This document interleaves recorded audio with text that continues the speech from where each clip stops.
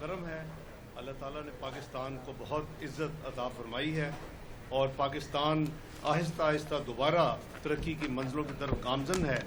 جو معیشت کی بہتری ہو رہی ہے، جو ہماری سفارتی معاملات ہیں اس میں بھی اللہ تعالیٰ بڑی کرم نوازی کر رہے ہیں اور انشاءاللہ یہ سلسلہ اس وقت تک جاری و ساری رہے گا. میرا ایمان ہے جب تک پاکستان دنیا کے نقشے پہ اپنا جو ہے ایک مضبوط اسلام کا قلعہ بن کے نہیں ابھرتا اور نہیں دنیا دیکھتی اس کو. پاکستان کی سلامتی، عزت اور وقار سب کے لیے مقدم. نائب وزیر اعظم اسحاق ڈار نے کہا کہ پاکستان نے سفارتی سطح پر کامیابیاں سمیٹی، ملک میں معیشت دن بدن بہتر ہو رہی ہے. آئیے سب مل کر باقی حق اور آزادی کا جشن منائیں.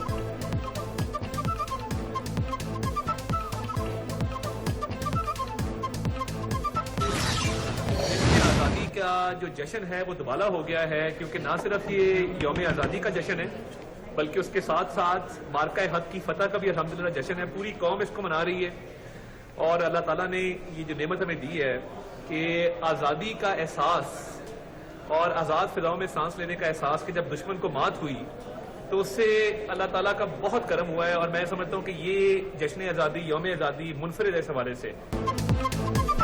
اللہ تعالیٰ کے فضل و کرم سے مارکہ حق میں فتح ہوئی. اس بار آزادی کا جشن دوبالا ہو گیا. وفاقی وزیر اطلاعات عطا اللہ تارڑ کہتے ہیں آزادی کا احساس، آزاد فضاؤں میں سانس لینا نعمت سے کم نہیں. اختلافات سے بالا تر ہو کر ہم سب پاکستان کے طور پر جشن منا رہے ہیں.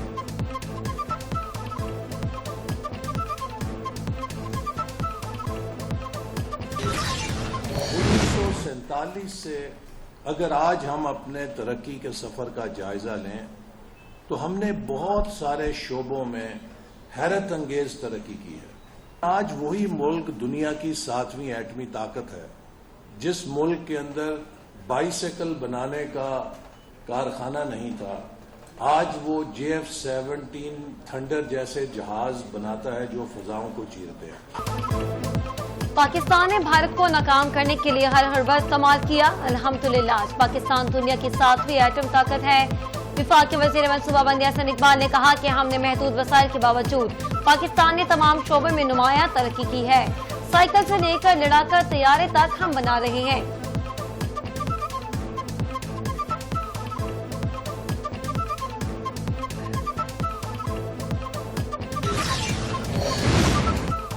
پاکستانی قوم کو تقسیم کرنے کے لیے 5th جنریشن وار شروع کی گئی. چیئرمین وزیر اعظم یوتھ پروگرام رانا مشہور کہتے ہیں کہ عراق، شام، لیبیا کے عوام کو تقسیم کیا گیا. ان کے حالات ہمارے سامنے ہیں.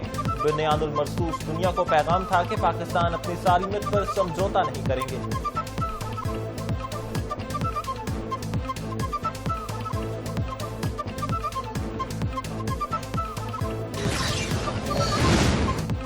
بھارت کا عسکری غرور خاک میں مل چکا، دشمن کو ہر جوہریت کا بھرپور جواب دیں گے. وزیر اعظم شہباز شریف نے کہا کہ 6 اور 10 مئی کے بعد پاکستان ایک نئے دور میں داخل ہو چکا. دشمن ملک ایک بوند پانی بھی ہم سے نہیں چھین سکتا. اگر کسی کی کوئی کوشش کی تو اسے ایسا سبق سکھایا جائے گا جو ہمیشہ یاد رکھے گا.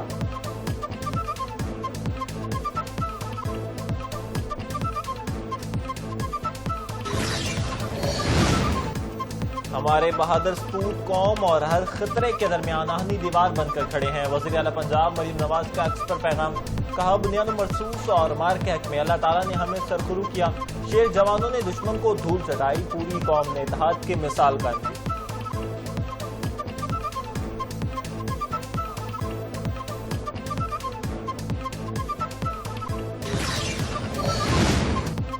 پاک افواج نے جس طرح بھارت کو دور چٹائی اس کی مثال نہیں ملتی. سندھ کے سینئر وزیر شرجیل انعام میمن کہتے ہیں کہ ہماری فوج نے بھارت کو عبرتناک شکست دی.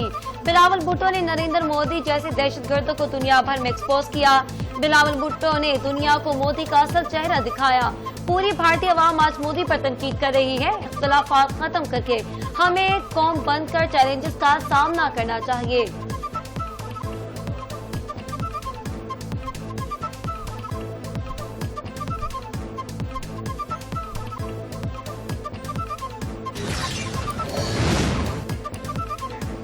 اسلام آباد میں پاک امریکہ انسداد دہشت گردی مذاکرات. دونوں ممالک کا دہشت گردی کی تمام شکلوں سے نمٹنے کے لیے مشترکہ عزم کا اعادہ.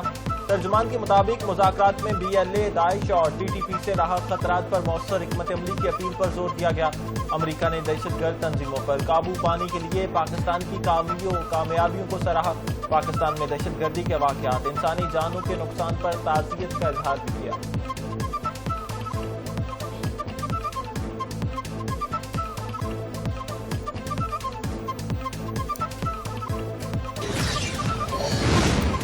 پاکستان اور امریکہ کے درمیان انسداد دہشت گردی سے متعلق مذاکرات ہو رہے ہیں۔ امریکی محکمہ خارجہ کے ترجمان ٹیمی بروس کے پریس بریفنگ کہا دونوں ممالک دہشت گردی کے خلاف تعاون بڑھانے کے طریقوں پر غور کر رہے ہیں۔ صدر ڈونلڈ ٹرمپ نے پاکستان، بھارت سمیت دیگر ملکوں میں امن قائم کیا۔ امریکہ کی اعلیٰ قیادت نے ایک ممکنہ تباہی روکنے میں اہم کردار ادا کیا۔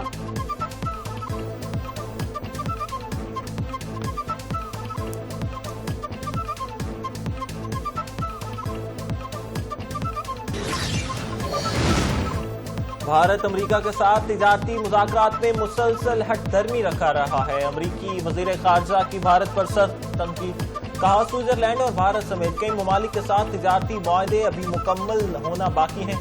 امید ہے ٹرمپ انتظامیہ اکتوبر کے آخر تک مذاکرات کو حتمی شکل دے دے گی، تاہم بھارت کا رویہ رکاوٹ بن رہا ہے۔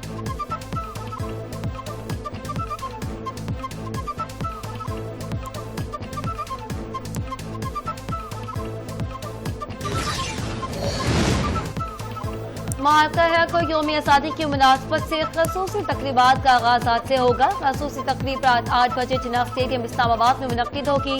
صدر مملکت آصف علی زرداری، وزیر اعظم شہباز شریف، فیلڈ مارشل سید عاصم منیر سمیت وفاقی وزراء اور دیگر اہم شخصیات شریک ہوں گے۔ JF-17 تھنڈر فلائی پاسٹ کا مظاہرہ کریں گے۔ ملی نغمے اور میوزیکل شو بھی ہوگا۔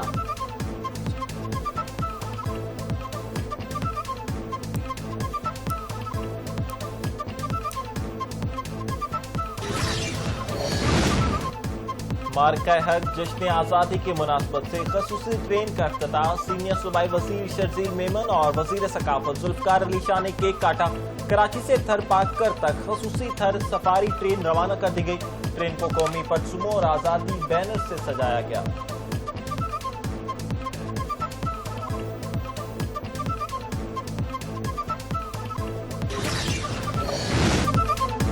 پاک سرزمین کی محبت میں سرشار گلوکار جواد احمد کا گانا آتے ہی چھا گیا۔ 7 نیوز بازی لے گیا۔ 23 سال بعد پاک افواج کے لیے گانا گانے والے جواد احمد بنے 7 نیوز کے مہمان۔ بولے ہم پاک سرزمین کے محافظوں کو ہمیشہ خراج تحسین پیش کرتے ہیں۔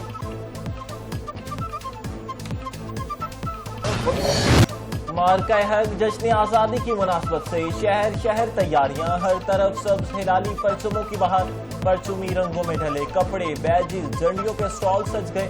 سجاوٹی اشیاء کے سٹالز پر خریداروں کا رش برقرار۔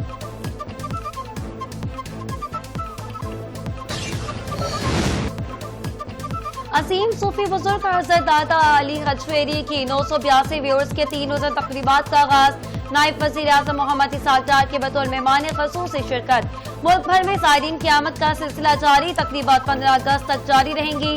عرس کے دوران ناخوانی اور سماع کی محفلیں عروج پر ہوں گی۔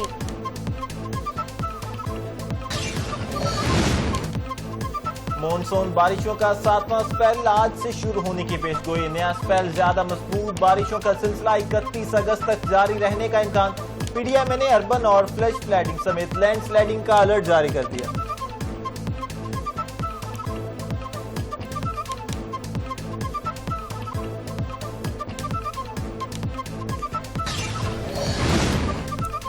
غزہ میں اسرائیلی مظالم کا سلسلہ نہ رک سکا، صحافی برادری بھی نشانے پر۔ اسرائیلی بربریت کا نشانہ بننے والے الجزیرہ کے 5 صحافیوں کی فلسطین میں تدفین کر دی گئی۔ پاکستان، لندن، برلن اور رام اللہ سمیت دنیا بھر میں اسرائیل کے خلاف مظاہرے، اقوام متحدہ سے نوٹس دینے کا مطالبہ۔